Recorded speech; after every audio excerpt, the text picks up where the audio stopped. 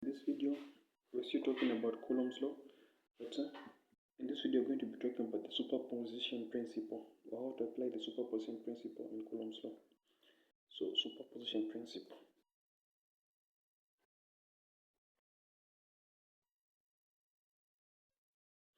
Superposition principle. So, superposition principle. Superposition principle is used, to find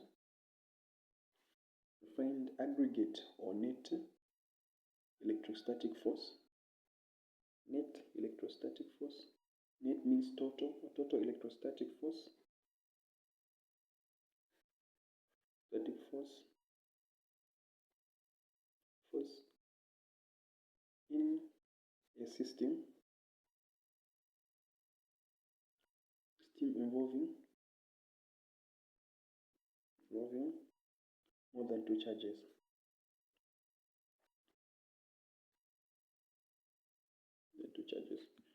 Okay. So the limitation of Coulomb's law is that Coulomb's law can only be used to calculate force between 2 point charges.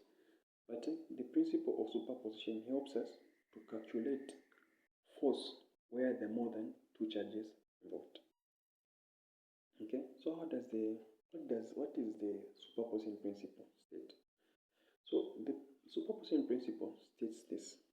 I'll use an illustration before I give you the definition for superposition. So let's say this is in space. We have charge 1 here. Let me just put this one as charge 5. We have charge 1 at the center. We have charge 2. We have charge 3. We have charge 4. Okay.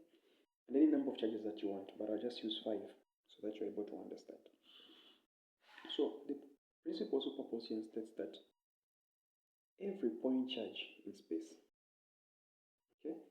each of these point charges, every point charge in space generates or creates an independent electric field. So meaning each one of these is going to create its own independent electric field. This one, its own independent electric field. This one, its own independent electric field. This one is an independent electric field.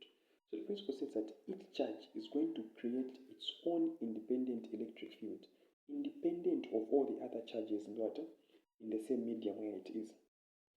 And then to find the total electric field in this system of charges, we need to add the resultant. We find the resultant electric fields, meaning this one has got an electric field. So for us to find the total electric field, we need to add all the electric fields. We add the electric field of charge 1, of charge 2, of charge 3, of charge 4, and of charge 5. And that is what the principle of superposition states. So I'll write the definition for you here. So the principle of superposition states that every point charge in space, every point charge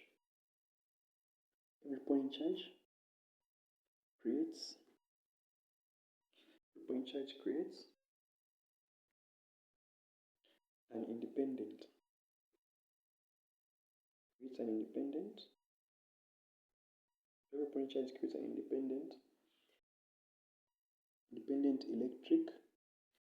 electric field in space.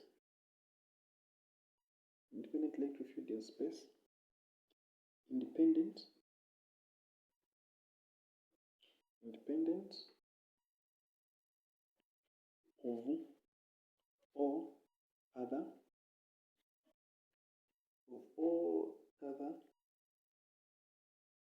charges in the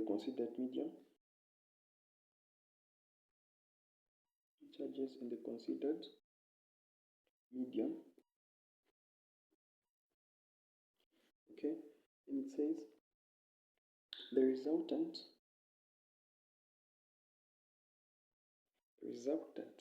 or the total electric field,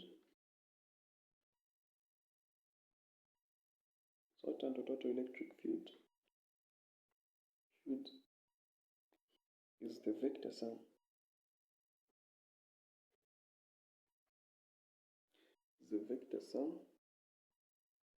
of vector sum of the electric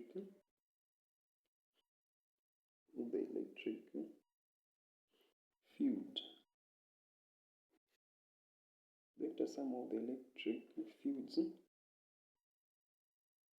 due to independent charges.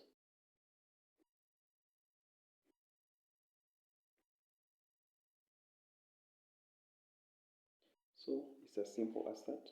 So every charge in space creates an independent electric field, independent of all the other charges in the medium where they are contained.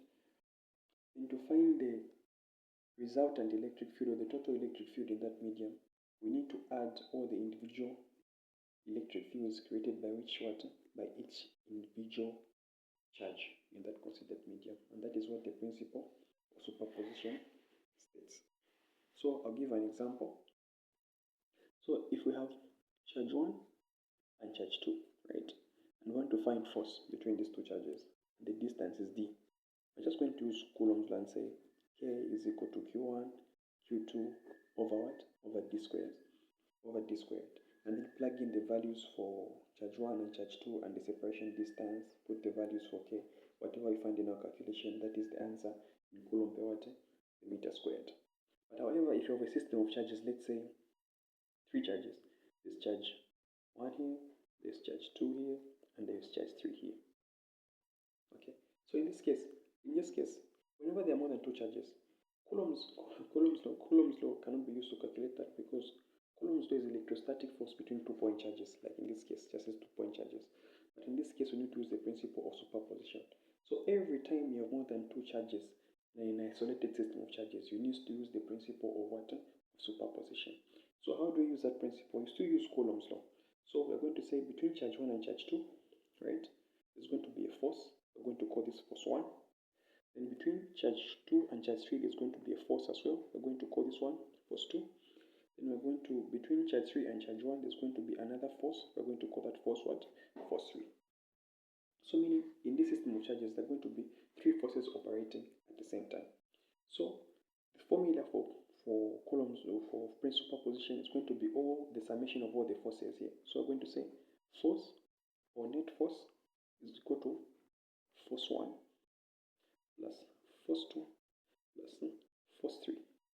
Okay, so this is the formula for this setup if you only have 3 charges. And then in case you have more than 3 forces, you can keep on adding and say plus force 3 plus force 4. So in the formula we indicate and say plus dot dot dot n number of forces plus the nth what? The nth force. But in this case we only have up to what? Up to 3 forces. So we're going to do our calculation based on what? On the concept of 3 forces that we have illustrated in this diagram. So in our system of charges, we have the net force is equal to force 1 plus force 2 plus force what? Force 3. Okay, so, and we know that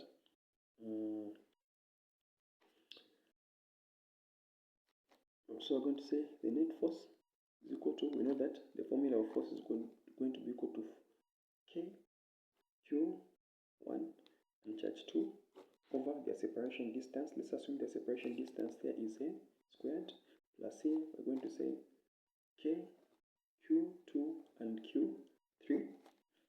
Separation distance is going to be b squared plus K Q3 and Q1, and the separation distance is going to be c squared. Okay, so this is how the setup of our equation is going to be. We're going to say the net force K is going to be equal to the common factor is K is a common factor, so we remove the constant K, permittivity, and we're going to remain with charge 1, charge 2, a squared plus charge 2 and charge 3 over b squared plus charge 3 and charge 1 over c squared. So after that, if you're given values in the question, you plug in the values for charge 1, for charge 2, charge 3, charge 4, and you put the separation distance in what? In meters. And all of these calculations must be in what? In Coulomb per meter squared. So remember that this equation was for a setup of charges where we had charge 1 here, we had charge 2 this side, we had charge 3 this side. Then here we said between these two there's going to be force 1, between these two there's going to be force 2, and between these two there's going to be force 3. And so that's how we came up with this setup of an equation. Then we assume the distance here, the separation distance is going to be A, separation distance here is going to be B, the separation distance is going to be what? To be C. So in conclusion, under Coulomb's law, you should know Coulomb's law, what it states, its formula, and also be able to elaborate all the parts of the formula. And after that, you should be able to understand superposition principle, should master the definition itself, and should be able to write the formula itself like that, and do the calculations. Okay, so that's all about Coulomb's law and superposition principle.